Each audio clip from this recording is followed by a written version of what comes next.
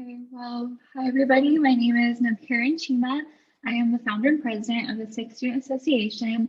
I'm a sophomore at Miami University and I'm double majoring in international studies and political science. And I have minors in social justice studies and Arabic. And I am from Streetsboro, Ohio. So yeah, thank you all for being here. I can go next. My name is Emily Garforth. I'm the president of Hillel Association of Jewish Students. I'm a senior American Studies major, minored with business and history. What else? I'm also from Cleveland. I'm from Solon. What's the other part? Oh, and Nav and I are part of the Genocide and Holocaust Education Council this year. I think I hit what you hit. Yeah.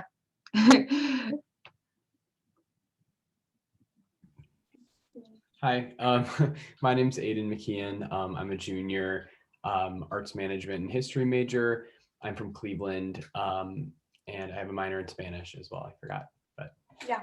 My name's Madeline Jett. I'm a junior at Miami. I'm a marketing and entrepreneurship co-major with a Chinese minor, and I'm also from Cleveland. I grew up in Solon, actually. Big Cleveland gang tonight. Yeah, represent.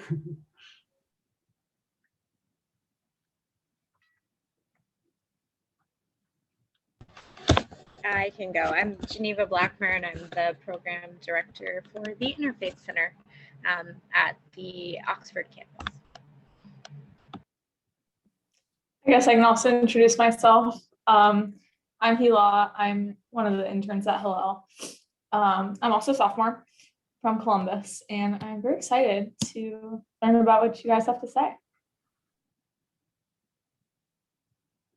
Yeah, so should I go ahead and get started and share my screen and everything? Okay. Sorry, I started sharing my screen and I was like, oh, we have to do introductions. So that's the wrong screen. Do you see it right now? Okay. So today I will be talking about the Sikh Genocide of 1984. I would like to start by saying Waheguru Ji Ka Khalsa, Waheguru Ji Ki Fateh, welcome everybody.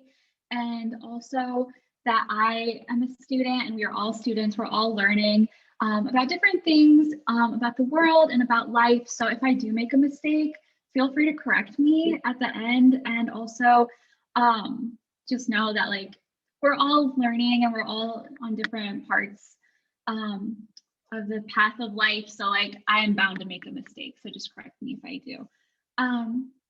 Okay, I don't know how to do next on. Oh, okay. So today we will be discussing the definition of genocide, who the Sikhs are, pre-1984 and 1984, which is the year that really set off the genocide, post-1984, and the after effects of these events in 1984 that started the genocide, some personal stories, the impact today, and then how we can help to have justice for the Sikhs and the victims of the 1984 genocide. So here is a definition of genocide as per the United Nations. So it includes any of these acts with an intent to destroy a national, ethnic, racial, or religious group. And you can read it there, but it's killing of members of the group, causing serious bodily or mental harm, deliberately inflicting these conditions and having these conditions and be preemptive in planning this, imposing different measures to prevent births within the group and then forcibly transferring children of the group to another group. And this can take many different forms. I should have given a trigger warning, but we are talking about genocide and we are talking about a lot of the different consequences of that, including some SIV stuff, suicide, and other police brutality and excessive force and violence. So I forgot to say that at the beginning, but yeah.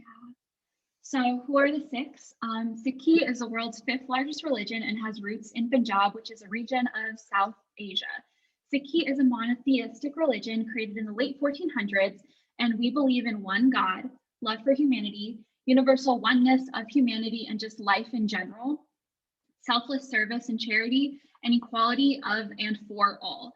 And our history is filled with different struggles for social justice and equality for different groups of people, including those who don't identify as Sikhs, but we have still fought on behalf of them in order for social justice and equality to prevail.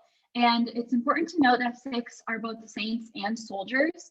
So we are committed to justice and learning and being students of life, but we are also willing to fight and to be a part of movements towards creating this change, whether it be peacefully or taking up arms in the case that we have to. So pre-1984, all of these events kind of led up to 1984, which is, like I said before, the year that set off the genocide. So in the 1400s to 1700s, this was the creation of Sikhi and the time of our 10 gurus, who were kind of like teachers, not sent by God, but having this other knowledge from God or Waheguru, which is kind of like a universal energy and omnipresent being around us, who we believe is God.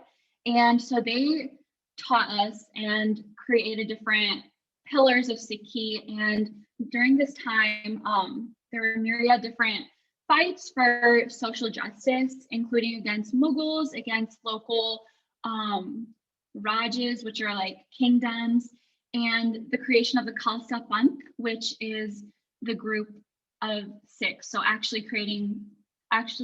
Sikhs were founded during the 1400s and 1700s. And then from the 1700s to 1849 was the time of the Sikh Empire, which spanned from, I would say, kind of north or central India into Afghanistan. And the height of the empire was in 1839, but unfortunately the empire fell to the British as they took over the subcontinent of India, and we were the last kingdom to fall through infiltration into our empire. And then 1947 was Punjab partition. So this was a time of the Indian independence movement from the British. And Sikhs during this time were promised their own state because it was supposed to be Hindus get India, Muslims get Pakistan, and Sikhs were supposed to get our own state, just because we are our own religion, own faith, and we were supposed to have sovereignty and autonomy over our land, which we did during the 1700s to 1849. But unfortunately, this did not happen. And actually, in the Constitution of India, I believe, Sikhs are referenced as just a different sect of Hinduism instead of our own faith, which is completely wrong from our history and our roots. And then during the 1960s was the Green Revolution. And this was a time when in the Indian state, as well as different forces from the West, including, I believe, the United States and Britain, went into Punjab. And Punjab's culture is rooted in agrarian society and farming and agriculture. It's been like that for many, many years. Punjab literally translates to land of 5 rivers, Punj being 5, Ab being water. So it's a very fertile land, and we have a long history of farming.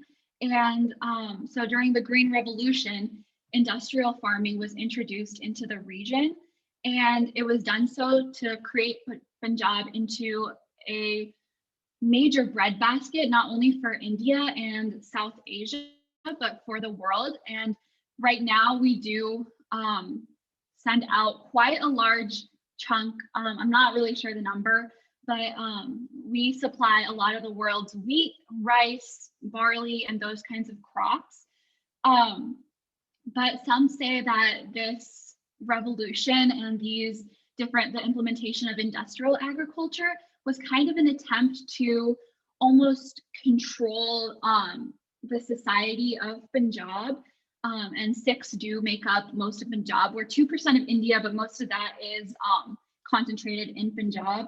And by doing so, Sikhs had to, or by introducing industrial agriculture, a lot of small farmers have had to give up their land because they cannot afford the machinery, they can't afford taking on industrial measures for their farms. So, and also because big businesses moved in into the region, causing a lot of farmers to have to give up their land just because these businesses are offering them more money or kind of threatening them to take over their land. So this was kind of a seed in taking autonomy and power and sovereignty away from Punjab and the Sikhs. In some people's view, some people don't view it as such, but I thought I would put that out there. So 1980s, 1980 to 1981, this kind of is when the rumblings of the movement for more autonomy, which was promised both in the independence movement and also which we had before the British took over India, it started to gain momentum. And this movement has gained momentum several times within the short period of time that India has been a state since the late 1940s, 1948, 1949-ish. But so the main Sikh political party, Akali Dal, launched a nonviolent movement or a peaceful agitation for more economic rights for Punjab and cultural rights for the Sikh community. And this was one of the largest peaceful protests in India. But that has now been surpassed with the current protests going on now, which I will talk about later in the presentation. So this was one of the largest peaceful protests in India, but even though it was peaceful, 250,000 innocent people went to jail for peaceful protests in support of this movement. And then in 1982 to 1983, the Asia Games were held in Delhi, which is the capital of India. And they're kind of similar to the Olympics, but for just Asia. And the Akali Dal were going to go to the games and they were going to hold a protest there to highlight their demands for more state rights and community rights, both for Punjab and Sikhs. And Punjab and Sikhs are not like mutually exclusive, but because you can be Punjabi Hindu and you can be Sikh, but from a different part of India or a different part of the world. But a lot of the times they are used in conjunction just because of the history of the religion and the culture just being rooted in that area. But so they were going to protest and highlight their demands, but the Indian governments prevented all Sikhs from Punjab, including retired military officers and veterans who were not at all affiliated with this movement. They prevented them from going to the games, and they were stopped and frisked and humiliated by the police, and they're forced to take off their turbans to search them for weapons. And turbans are a article of religious clothing and an article of faith worn by Sikhs to symbolize just respect to Waheguru, and we cover our heads and we also keep our hair. So it's kind of a way of keeping that all, it's an article of faith. So they were forced to take that off in public, which is humiliating, embarrassing, and completely disrespectful, especially for people who have fought for India. So, and then in consequent years, 1984, which I'll talk about next, instead of compromising with the party or furthering in peaceful negotiation, the government launched attacks against the Sikhs to really root out this movement. So you can see a picture of Harmandir Sahib or Darbar Sahib right there. And then this is a picture of some Sikh organizers. And then, so one of the main figures during this time was political revolutionary Sant Jarnail Singh Bhindranwale. And he's actually born during the time of Punjab partition, and he died the year of the genocide at the hands of the Indian Army. But he was really monumental in getting this movement off the ground and being a leader for this movement and providing Sikhs with a lot of motivation and passion. And really, he was one of the main leaders for this. And he risked his own life, and he was willing to give up his own life for this movement, which ultimately happened. So in 1984, the events generally happened in this order. So because of the talks of the Sikh movement for more state rights and community rights, Indira Gandhi sensed a insurgency happening, and she launched an attack on the Akal Takht, which is the seat of sovereignty and kind of symbolizes Sikh power and sovereignty, and is a really, really important part of our culture and our just autonomy and sovereignty, like I said before. And so they attacked that, and they attacked one of the holiest places for Sikhs, the Darbar Sahib, which I showed in the last slide. And she did that to try to get Bhindranwale to come out of the temple or Gurdwara, because he went in there to kind of talk to people, and he was there because it was nearing a Sikh holiday, and she did not give a warning or anything. The Indian Army, I'll talk about it later too, but they basically attacked it with tanks and open gunfire, and that was in June, and her assassination was by her 2 Sikh bodyguards in response to the attack on the Akal Takht. And so they assassinated her, and that was in October, and that launched the anti-Sikh riots of Delhi, and also the genocide, which happened in November 1984 and then beyond. You can see some pictures there. So there are several operations that were either proposed or carried out by the Indian state against Sikhs. The first being Operation Blue Star, which, like I said, is the storming and attack of Sri Darbar Sahib and 40 other Gurdwara, and this was premeditated and planned since 1982. The youngest victim was 2 years old, and he was with his family in a place of worship when the Indian Army attacked just to get out a supposed radical political revolution leader. So what happened was outgoing trains were canceled. There was no declaration of curfew, but they acted as in, they being the Indian Army, acted as if a curfew was in place, and over 10,000 Sikhs had gathered in preparation for the religious holiday inside of the Golden Temple complex. And Indira Gandhi was noted to have made calls for negotiation after the military was already sent to Amritsar, which is where the Golden Temple complex and Sri Darbar Sahib are. And telephone lines and all communications were cut off, and the purge operation commenced, which led to the murder of Bhindranwale and several hundreds to thousands of Sikhs.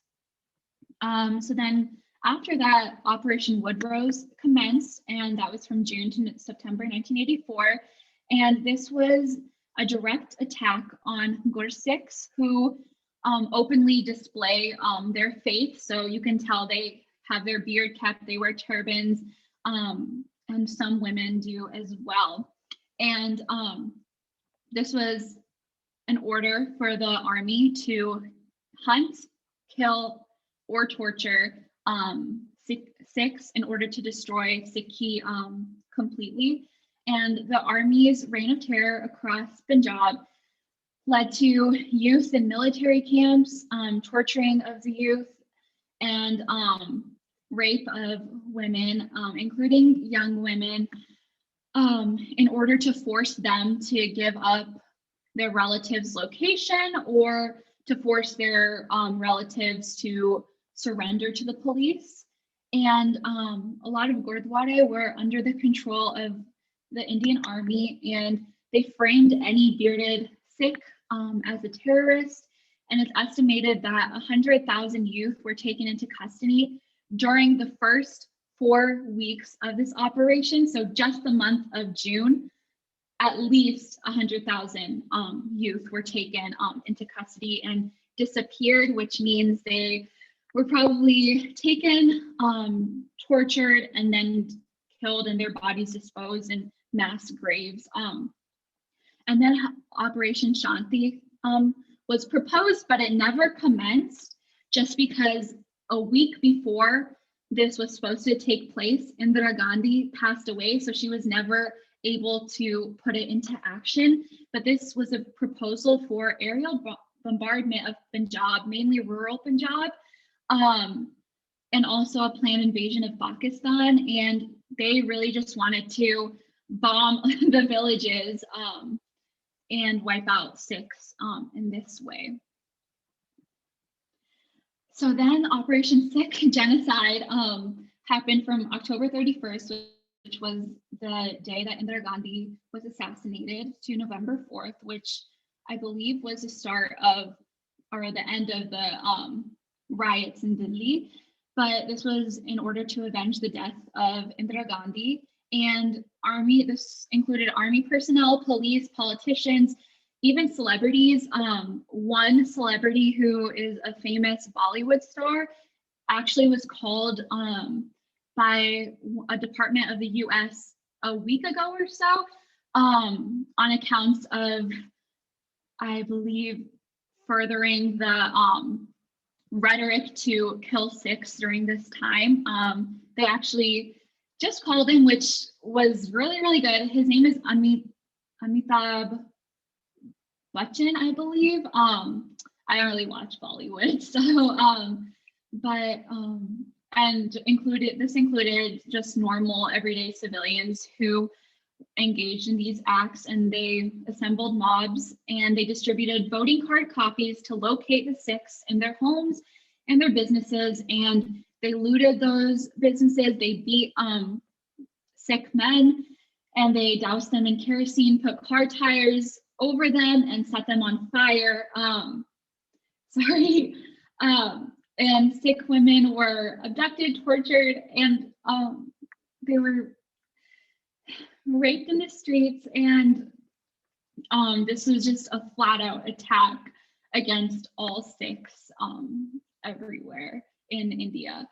And then Operation Black Cat happened post-June 1984, and this was to counteract the Khalistan movement. And the Khalistan movement was a Sikh independence movement. So the movement started as trying to get more sovereignty and state rights and community rights, but it moved into a complete independence movement for a separate state, as promised during the Indian independence movement from the British, just because they felt like they needed to have their own state and be in control in that way and have their own sovereignty as Sikhs. And this movement has kind of died down now, but in 2020, we were supposed to have a referendum vote to see how many Sikhs diaspora and also in Punjab are still in favor of the Khalistan movement. So this is still like an ongoing struggle. And so the Indian government formed groups of criminals to carry out these different activities disguised as Sikhs, and they looted different people's homes, they murdered people under the name of Khalistan. And this was all just a big game to turn the public against the movement of Khalistan and against the Sikhs just in general. So they like went undercover and they carried out all these actions, and they blamed it on the Khalistanis, and they like dressed these people up as Sikhs just to ruin the reputation of Sikhs. And then 1984 onwards was Operation Shuddhikaran. And So the Indian government used this name to begin the systemic rape of Sikh women with the aim of changing the genetic makeup of the Sikh community. And a lot of Sikh women took their own lives just because of what happened. And yeah, so I got all of this information online. So like I said before, if I said something wrong, like feel free to correct me. And then there were 2 more operations, and the Indian Army invaded the Darbar Sahib again. And then in May 9th to 18th of 1988, it was invaded again. So this is the 3rd time it's being invaded, and 200 Sikhs were arrested, with 40 attaining Shahidi. And if you're a Shaheed, you're a martyr. So that means they passed away, or they took their own life for the greater cause. And this was led by KP Gill, who is known as the Butcher of Punjab, and he was a police officer. And he actually wore a turban, and he identified as Sikh. I mean, he wore a turban, but he carried out a lot of these different attacks, and he was involved in the direct murder and rape of countless Sikhs. So yeah. And then post 1984, so like I highlighted in the last slide, and the different operations, the police brutality and genocide and disappearing of Sikhs continued through the late 1980s, and also started the Khalistan movement. And then in the early 1990s, there was still a continuation of the repressive government response and disappearance of young Sikh men and violence against Sikh women. And tens of thousands of young people disappeared, especially men. And also what happened in the early 1990s was the assassination of Jaswant Singh Kalra. And he was a human rights activist, and he actually uncovered a lot of different cases of disappearances. I think he uncovered 250,000 cases in one district of Punjab alone of disappearances and extrajudicial killings by the police of young Sikh men. And there are 23 districts, I believe, in Punjab. So this was only in one district. So he was starting to uncover a lot of the human rights abuses and violations and different cases, but he got assassinated, I believe, by the state of India just for his work in human rights and uncovering and like criminal justice. So then in the late 1990s, there was kind of a return to normalcy, but Sikhs were still grieving because we never got any formal form of justice, or any informal form of justice either. And my mom was in India during this time. She was born in 1972. She came to America in 1996. So she was there in a small village during this time. And she is very hesitant to speak about these things. So with the return to normalcy, there was kind of a rhetoric of like being hush hush and not talking about these things and not like stepping out of line and like making sure you're doing everything correctly to not be further targeted. So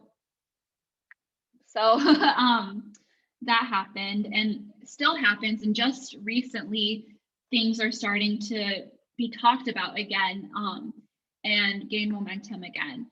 And then in the 2000s, Manmohan Singh became the Prime Minister of India. But even though we had quote unquote representation in the government through this, just because he was Sikh, India still held many Sikh political prisoners, innocent political prisoners, in their jails.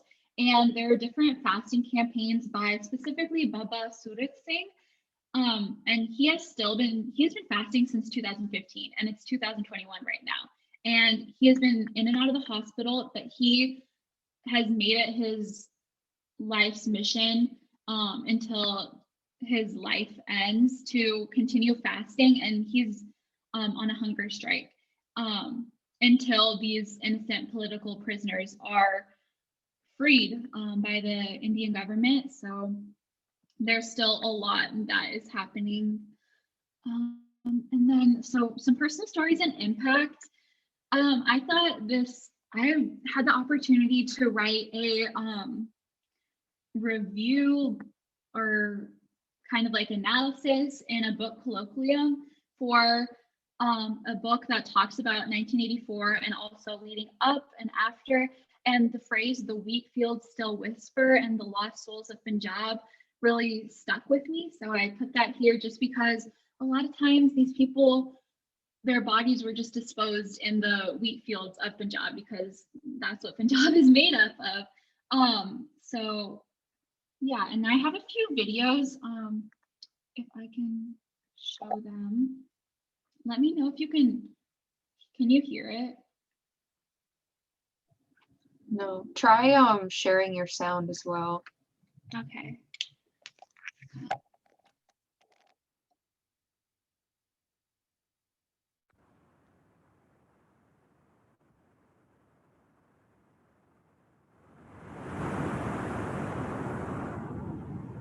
Wait, how do I share my sound? Go to the share screen, and then when you have the option to share your screen, there's also a little tiny button that says like share my sound with my screen. Oh, okay. Sorry. I have to put in a password. In Punjab since Can you hear it now?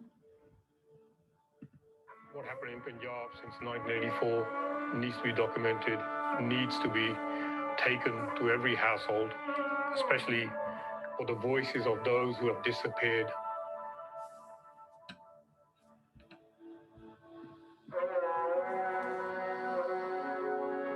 Up to 50,000 went missing in the Indian state of Punjab.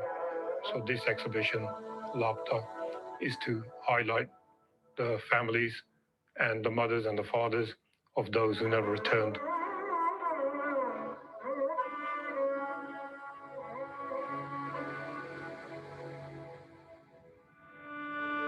They were abducted by unmarked police cars, and that was the traditional way of taking these young men away, either from their homes or from the streets.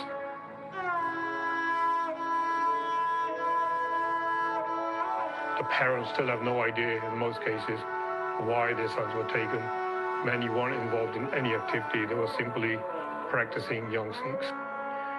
We have suffered immensely, but it hasn't made us hateful or turn bitter towards any people or race or country. That we simply want justice, and we want to raise the voices for those who are, like in the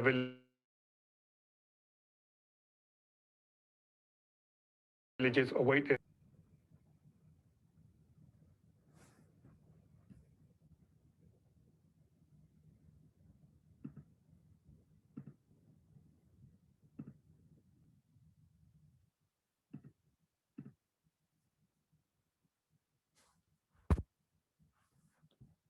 Okay.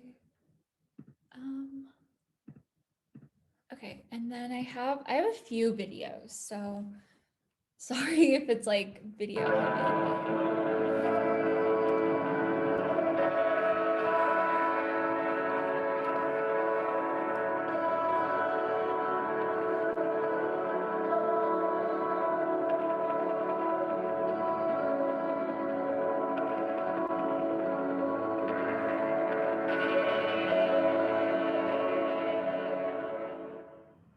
ਮੇਰਾ ਨਾਮ ਦਲਵੀਰ ਕੌਰ, ਘਰ ਵਾਲੇ ਦਾ ਮੇਰਾ ਨਾਮ ਸੁਖਪਾਲ ਸਿੰਘ ਤੇ 13/8/94 ਦਾ ਮੇਰੇ ਘਰ ਵਾਲੇ ਨੂੰ ਘਰੋਂ ਚੁੱਕਿਆ ਤੇ ਜੂੰ ਵੀ ਉਦੋਂ ਦੇ ਗਏ ਜੇ ਮੁੜ ਕੇ ਵਾਪਸ ਨਹੀਂ ਆਏ। 1 ਵਜੇ ਆਣ ਕੇ ਫੜਿਆ ਇਹਨਾਂ ਨੇ, 1 ਵਜੇ ਸਾਨੂੰ ਫੜ ਕੇ ਫਿਰ ਬਹੁਤ ਮਾਰ ਕਟਾਈ ਕੀਤੀ ਜਿਹਨਾਂ ਨੇ। ਸਾਡੀਆਂ ਲੱਗਾ ਲੱਤਾਂ ਖਿੱਚ ਕੇ ਕਰ ਦਿੰਦੇ ਰਹੇ ਆ, ਪੁੱਠਾ ਟੰਗਦੇ ਰਹੇ 3-3 4-4 ਘੰਟੇ। ਇੱਕ ਮੋਟਰਸਾਈਕਲ ਦਾ ਬੁਲਟ ਦਾ ਕਰੰਟ ਲਾਉਂਦੇ ਰਹੇ ਸਾਡੇ ਜੋੜਾਂ ਤੇ, ਕਦੇ ਬਾਹਾਂ ਤੇ, ਕਦੇ ਲੱਤਾਂ ਤੇ, ਕਦੇ ਇੱਥੇ ਤੇ ਕਰੰਟ ਲਾਉਂਦੇ ਰਹੇ ਸਾਡੇ। ਸਾਨੂੰ ਆਂਦੇ ਹੱਥ ਲਾ ਲਓ, ਹਲਾੜ ਕੋ ਆਇਆ ਦਿੰਦੇ ਕਿੱਥੋਂ। ਇਹਦਾ ਨਾਲ ਬਹੁਤ ਧੱਕੇਸ਼ਾਹੀ ਕੀਤੀ। 6 ਸਾਲ ਸਾਡੇ ਵਿਆਹ ਨੂੰ ਹੋਏ ਸਾਰੇ ਤੇ ਇਹਨਾਂ ਨੇ ਫੜ ਕੇ ਤੇ ਪੁਲਿਸ ਨੇ ਸ਼ਹੀਦ ਕਰ ਦਿੱਤਾ ਤੇ ਬਾਅਦ ਵਿੱਚ ਕੋਈ ਲਾਸ਼ ਵੀ ਨਹੀਂ ਦਿੱਤੀ, ਕੋਈ ਇਹਨਾਂ ਦਾ ਕੱਪੜਾ ਨਹੀਂ ਦਿੱਤਾ, ਕੋਈ ਮਤਲਬ ਫੁੱਲ ਵਗੈਰਾ ਤੱਕ ਨਹੀਂ ਸਾਨੂੰ ਦਿੱਤਾ। ਸਿਰਫ ਇੱਕ ਅਖਬਾਰ 'ਚ ਹੀ ਖਬਰ ਪੜ੍ਹੀ ਹੈ ਤੇ ਉਹਦੇ ਵਿੱਚ ਹੀ ਸਾਨੂੰ ਮਤਲਬ ਸਾਰਾ ਕੁਝ ਉਹ ਅਖਬਾਰ ਹੀ ਮੈਂ ਸੰਭਾਲ ਕੇ ਰੱਖੀ ਹੁੰਦੀ, ਹੋਰ ਕੁਛ ਨਹੀਂ ਉਹਨਾਂ ਦਾ ਸਾਡੇ ਕੋਲ ਪਤਾ। ਜਿੱਥੇ ਬਣਦਾ ਸੀ ਉਹਨੂੰ ਫੜ ਕੇ ਤੇ ਉੱਤੇ ਕੇਸ ਕਰਦੇ, ਜੋ ਉਹਦੇ 'ਚ ਕਸੂਰ ਸੀ ਉਹਦੀ ਉਹਨੂੰ ਸਜ਼ਾ ਵਾਰ ਸੀ ਤੇ ਸਜ਼ਾ ਦਿੰਦੇ, ਪਰ ਉਹਨੂੰ ਖੜ ਕੇ ਥਾਣੇ 'ਚ ਉਸੇ ਰਾਤ ਮਾਰ ਦੇਣਾ ਇਹ ਕੋਈ ਕਾਨੂੰਨ ਦੀ ਗੱਲ ਤੇ ਹੈ ਨਹੀਂ, ਬੇਕਾਨੂੰਨੀ ਗੱਲ ਸੀ।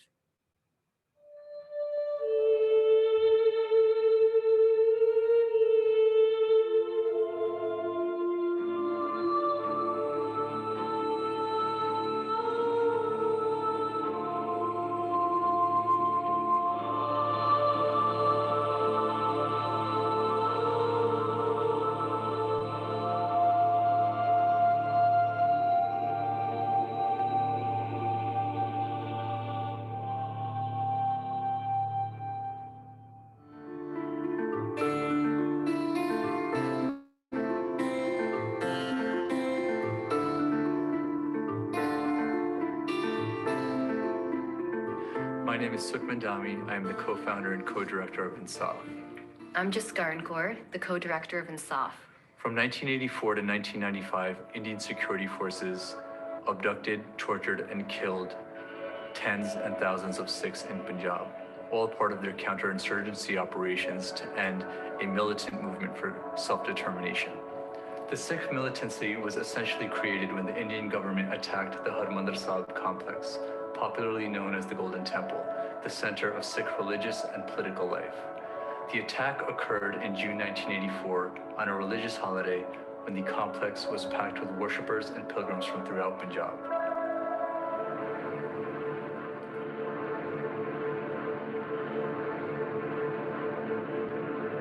As you saw on the National, hundreds of Sikhs died in the battle. Details are filtering out to the west slowly because of the Indian government's news blackout, but it's now known about 250 Sikhs died in the battle. Some reports now say as many as 500 people were killed. And police reports today now put the number of dead at 700. The result of the Golden Temple and Amritsar could climb as high as 2,000. Although the government must have a strong response to any illegal activity, especially something like militancy or terrorism, it must do so within the confines of the law and basic respect for human rights, especially when you describe yourself as the world's largest democracy. ਬਾਅਦ 'ਚ ਜਦੋਂ militancy period ਸ਼ੁਰੂ ਹੋ ਗਿਆ ਉਸ ਤੋਂ ਬਾਅਦ 'ਚ ਜਿਹੜੇ ਸਿੱਖ ਨੌਜਵਾਨ ਸੀ ਉਹਨਾਂ ਨੂੰ ਪੁਲਿਸ ਜਿਹੜੀ ਹੈ ਤਸ਼ੱਦਦ ਕਰਦੀ ਸੀ, ਉਹਨਾਂ ਤੋਂ ਬਹੁਤ ਜ਼ਿਆਦਾ ਤਸ਼ੱਦਦ ਕਰਦੀ, ਉਹਨਾਂ ਨੂੰ ਟਾਰਗੇਟ ਕਰਦੀ 3rd ਡਿਗਰੀ, ਤੇ ਉਹਦੇ ਕਰਕੇ ਉਹ ਜ਼ਿਆਦਾਤਰ ਜਿਹੜੇ ਜਾਂ ਤੇ ਘਰਾਂ ਤੋਂ ਫੜ ਕੇ ਜਾਂ ਰਸਤੇ 'ਚ ਕਿਸੇ ਨੂੰ ਪਿਕ ਕਰ ਲਿਆ ਉਹਨੂੰ ਕਰਕੇ ਇਲੀਗਲੀ ਡਿਟੇਨ ਕਰਦੇ ਸੀ ਕਈ ਦਿਨ। ਵੇਖੋ ਪੰਜਾਬ 'ਚ ਤੇ ਇੱਕ ਦੌੜ ਲੱਗ ਗਈ ਸੀ ਵੱਧ ਤੋਂ ਵੱਧ ਜਿਹੜਾ ਵਾ ਖਾੜਕੂਆਂ ਨੂੰ ਜਿਹੜਾ ਐਨਕਾਊਂਟਰਾਂ 'ਚ ਮਾਰੋ, ਠੀਕ ਹੈ। ਉਹਦੇ ਲਈ ਜਿਹੜਾ ਥੱਲੇ ਪੁਲਿਸ ਅਫਸਰ ਸੀ ਉਹਨਾਂ ਬੰਦਿਆਂ ਨੂੰ ਓਬਲਾਈਜ਼ ਕੀਤਾ ਜਾਂਦਾ ਸੀ ਜਿਹੜੇ ਬੰਦੇ ਵੱਧ ਤੋਂ ਵੱਧ ਐਨਕਾਊਂਟਰ ਕਰਦੇ ਸੀ। ਉਸ ਚੀਜ਼ ਦਾ ਫਾਇਦਾ ਉਠਾ ਕੇ ਉਹ ਫਿਰ ਇਹਨਾਂ ਨੂੰ ਹਰ ਇੱਕ ਨੂੰ ਇਹ ਹੁੰਦਾ ਸੀ ਵੀ ਮੈਂ ਜਿਹੜਾ ਵੱਧ ਤੋਂ ਵੱਧ ਬੰਦੇ ਮਾਰਾਂ। ਉਹਦੇ ਲਈ ਇਹਨਾਂ ਨੂੰ ਫਿਰ ਨਜਾਇਜ਼ ਜਿਹੜੇ ਹੈਗੇ ਆ ਜਿਹੜੇ ਇਨੋਸੈਂਟ ਬੰਦੇ ਸੀ ਉਹਨਾਂ ਨੂੰ ਚੁੱਕ ਕੇ ਵੀ ਆਪਣੀ ਗਿਣਤੀ ਪੂਰੀ ਕਰਨ ਲਈ ਉਹਨਾਂ ਨੂੰ ਐਨਕਾਊਂਟਰ ਕਰ ਦਿੱਤੇ। 20-30 years later, only a fraction of these abuses have been investigated and documented, and none of the architects of these crimes have been held accountable. We have 3 objectives. So the first is to document each and every case of disappearance and unlawful killing. The second is to take this information and fight these cases in court, both in India and abroad. So in terms of removing perpetrators from power and also to set precedent in India on mass state crimes. And the third is to organize survivors to advocate for their rights to truth, justice, and reparations.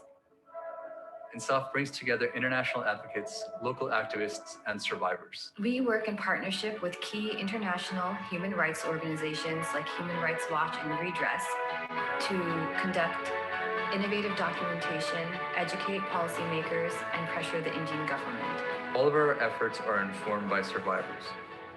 We have reached over 10,000 survivors and documented their experiences. We also provided key litigation support in the conviction of 5 police officials involved in the murder of Jaswant Singh Halwa, the human rights activist who exposed mass secret cremations in Punjab. Our work in Punjab is putting the issue of impunity back on the radar of the international community, while simultaneously building and cultivating a generation of human rights defenders in Punjab. We still have a long road ahead of us, but through our collaboration with international and local leaders, we are beginning to bridge the gap between impunity and justice. Hi everyone, I'm Amrita Kraj. I'm the Development Director at INSAF. I think they just continue to talk about like their positions. So, and then, one second. Okay. So I think these two videos definitely explain the situation a lot more concisely and eloquently than I probably would have been able to, but I thought they were really good resources, and I have this video as well.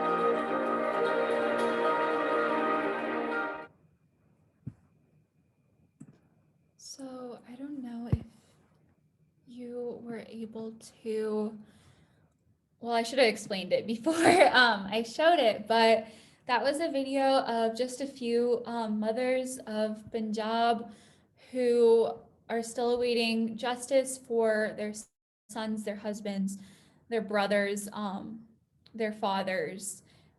So that's just like the women of Punjab, and they've been waiting for justice for it's almost been 40 years now. So I just can't imagine sorry, how hard it must be to just to see your son or your dad or your brother for the last time and then not see them for 40 years and still be wondering what happened to them.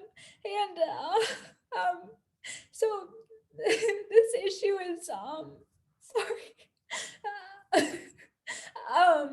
It's still very fresh in all of our minds and our hearts, and we're still feeling the consequences of that, because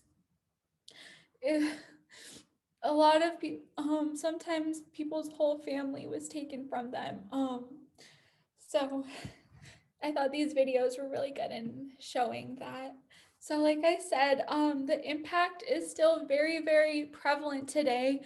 There's an agricultural impact, just because if your father or your brother or even if your mom was taken from you, you're left at a financial disadvantage, and with that comes taking out loans for your farms, and with that comes paying those loans. And because of the industrial agriculture that I talked about through the Green Revolution earlier in this presentation, there has been a steep increase in farmer suicides, just because they cannot pay their debt, and that is the best route for them to not have their families have to face this debt. So farmer suicides happen.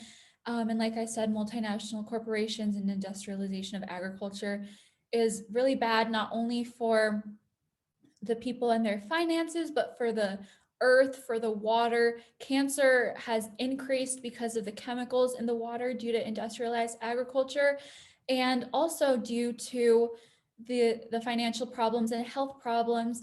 Opioids and alcohol and other highly addictive drugs are rampant. It's a rampant crisis in the villages, and they're taking more lives every day. and some may say that all these things are connected, so to still control Punjab and Sikhs. So, and the farmer protests in response to the agricultural impact are happening, and that is now the largest peaceful protest movement in the world, with 250 million people protesting to repeal 3 detrimental farm bills that will further take away rights from farmers. And since a lot of Punjab's farmers and India's farmers are Sikh, that this disproportionately affects them. And this also there's still familial issues, like I said, about finances and implementation of alcohol and drugs into these families, as well as a fight for identity, which is connected to the marginalization of Sikhs. Gurmukhi, which is our main script, our holy scripts are in Gurmukhi, and we speak Punjabi. And this language and this script is being taken away from us through public education and the state. If you go to Punjab, the signs will be in Hindi first.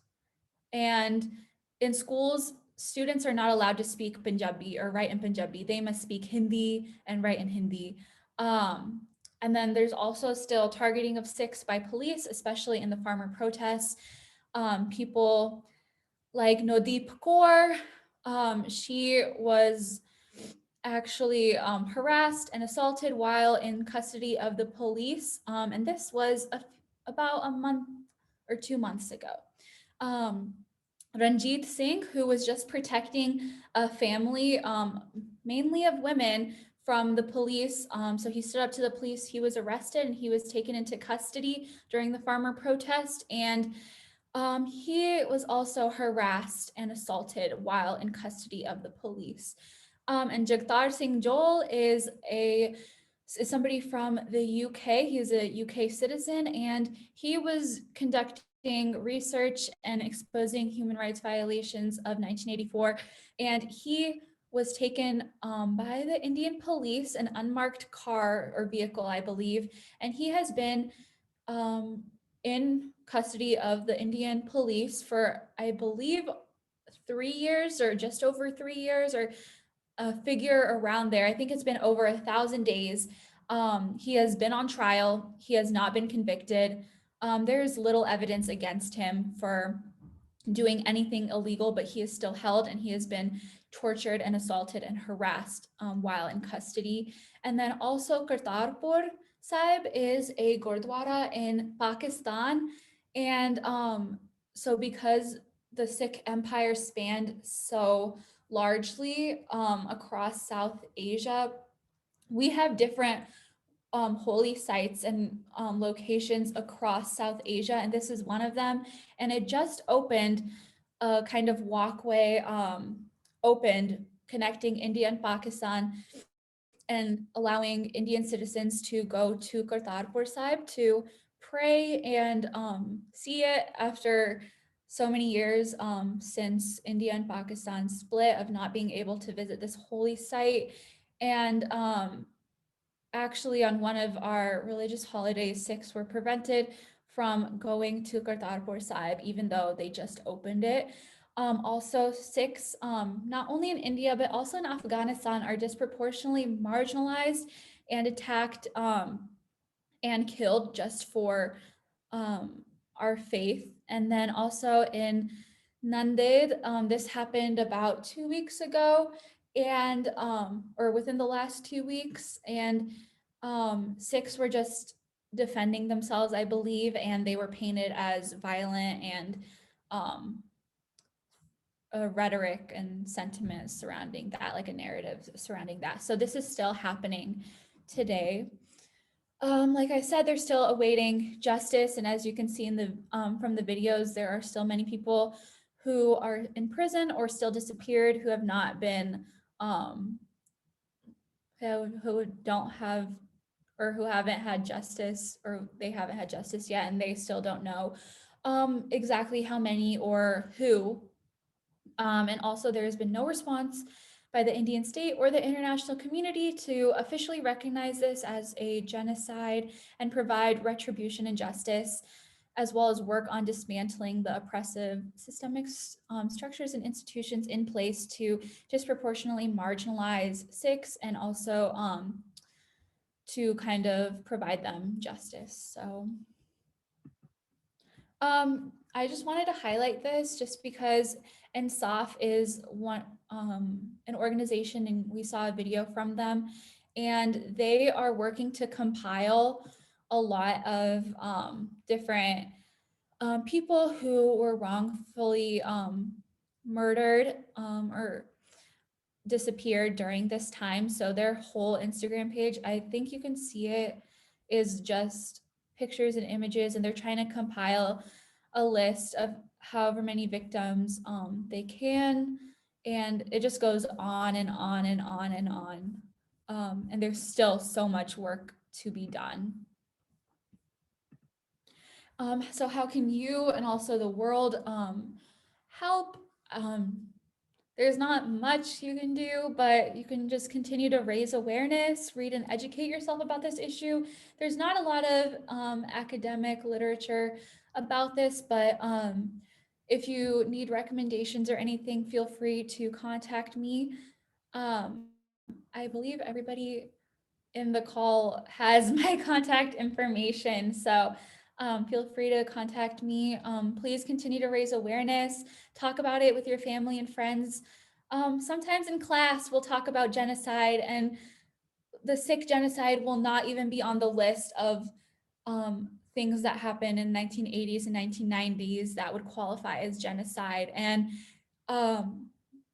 it's almost like we're being forgotten or we're invisible. And I don't know, just because it impacts me a lot, and I'm very, very passionate about bringing justice for this, and this is like my community, but it really hurts to see that we're not included, and people don't really know that this happened to this day. And then also just keep up with NSOF. I think they are, NSOF means justice in Punjabi, so that's where their name comes from. But they are doing a really good job. So if you can continue keeping up with them, that would be awesome. And that's all. Thank you for being here. Thank you for listening to me. Thank you to Hillel for providing me and the Sikh Student Association a space to talk about this. And yeah, I'd love for any questions or comments or anything. And again, if I said anything that was wrong, please feel free to correct me. We're all students of life. So yeah, thank you. Going to stop the recording just so we all feel a little bit more comfortable having like any sort of questions or dialogue.